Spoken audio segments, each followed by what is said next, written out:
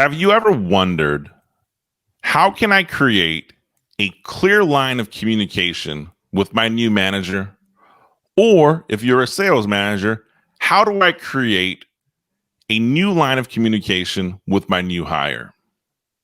And I should clarify that. When I say a new line of communication, what we're really talking about is an open line of communication.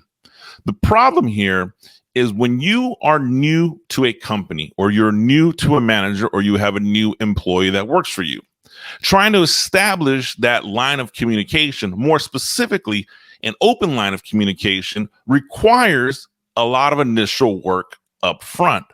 But if it's established correctly, it typically results in a long-lasting relationship that is beneficial for both parties involved. You see, nobody really wants to work for a sales manager that doesn't communicate with them.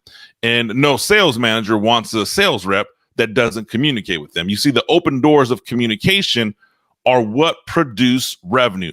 Open doors of communication are what produce profitability. Open doors of communication are what produce higher commissionable dollars. So the problem you have right now is you can't establish that open line of communication immediately. And it's not necessarily a problem as so much so as a skill that people don't realize and acknowledge. And to solve that skill, I'm going to walk you through that step right now. So the initial part of open line of communication is clear expectations.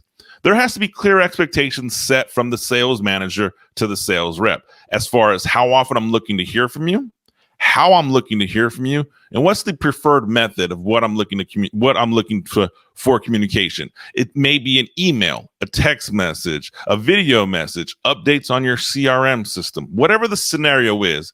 The sales manager has to set the expectations up front and right away.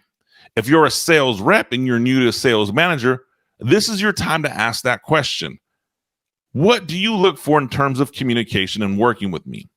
And by having this conversation early, you are setting the foundation for what is likely to be a long-lasting, profitable, successful relationship.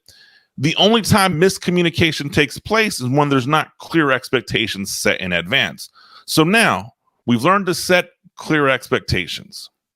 The second part in establishing an open line of communication really falls on the shoulder of you, the sales leader, the sales manager. Your job is to over-deliver and under-promise. So what that means, when you have an open line of communication and your new sales rep calls with issues, challenges, or just overall general feedback, that is a coaching opportunity for you to deliver more value than your person's expecting. If there's a problem, solve it. If they've done well, congratulate. If they've done well, you can congratulate and establish a line of higher thinking. You can give them coaching pointers on how to achieve the next level. And all that comes in a progression on how to motivate and enhance a new sales reps. And we can talk about that on another blog. But the bottom line is you want to over deliver and under promise. So every communication creates a coaching opportunity, and you want to ensure that you take advantage of that. So by having an open line of communication, when you speak with somebody, they know they're going to get value when they speak to you. And the last part to establish an open line of communication is you really want to hold people accountable in the early stages of your communication relationship. This means if your sales rep says they're going to call you in the afternoon from 3 to 4, and they don't call you from 3 to 4, you call them on it. If your sales rep is supposed to check in with you first thing in the morning and they don't do that, you call them on it. You want to ensure that you're establishing a level of accountability that both you can stand behind and your new sales rep can stand behind. If you don't establish a level of accountability, then there's really no reason to have an open line of communication. Likewise, if you're the sales rep and you have a line of communication with your manager and your manager's missing and he's not showing up or she's not showing up or not doing what she's supposed to do, call her on it. Call him on it. Simply say, hey, I thought we were going to speak at 3 o'clock.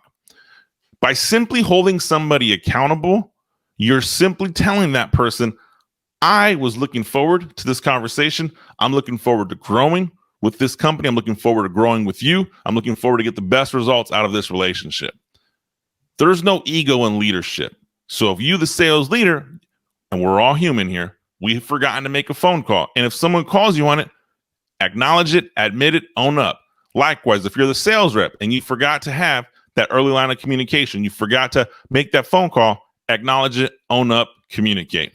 Having an open line of communication between a new sales rep and a sales manager is one of the key fundamentals to establishing a relationship that leads to higher profitability, higher commissionable dollars, and overall happiness in your quality of work life. That's what I got for you guys this week. I'm Anthony Garcia. If you have some troubles establishing that line of communication, you want to talk about it, shoot me a DM, leave a comment below. I look forward to talking with you. I'll see you guys next week. Thanks.